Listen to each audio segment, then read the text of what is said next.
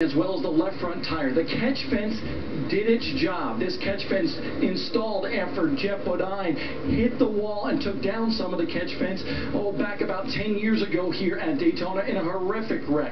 But the bottom line is the catch fence did its job. The right front tire on Kyle Larson's car, that was some of the culprit here as to what might have happened to some of the fans in the grandstands, because that right front tire, it appears by looking at the video, went over the catch fence and into the grandstands about 4 rows from the top of that lower section here at Daytona International. So we are awaiting some more news on the conditions of the fans that were harmed in the grandstands here at Daytona. And Bob, certainly, first and foremost, our concern with those fans that were injured. We send our thoughts and prayers to their families. But if you look at this from a big picture perspective, and for those who may be watching us tonight that don't follow NASCAR closely and understand what this weekend is all about, tomorrow, the biggest race on the NASCAR calendar, the Sprint Cup Series officially opening 2013 with the running of the Daytona 500. And so the next step now for both the track and NASCAR is to get this track repaired and be ready to go with the big show tomorrow. That is a huge task at this point.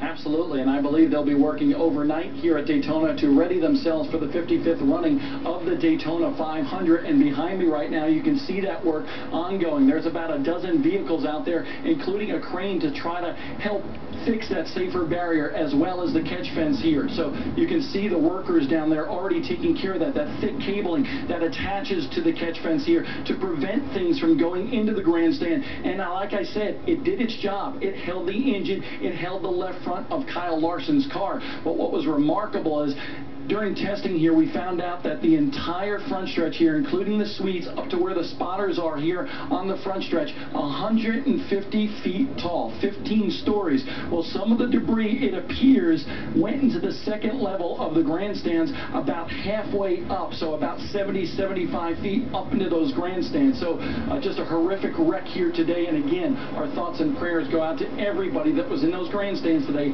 that might have been harmed. Bob, hang tight. Continue to talk with your sources, see what information you can find so we can continue to pass along the latest to all those who may be watching tonight. Again, breaking news, the reason we are on the air with Speed Center some hour and 5 minutes early tonight is because of this crash that happened on the final lap of this afternoon's Nationwide Series race at Daytona. Kyle Larson right there in the white number 32. Spinning up into the catch fence. His car eventually came to a rest. Now, as far as we know, every driver involved in this accident was okay, including Kyle Larson, who, as you see here, basically had his car chopped in half. The engine from that vehicle actually embedded in the catch fence.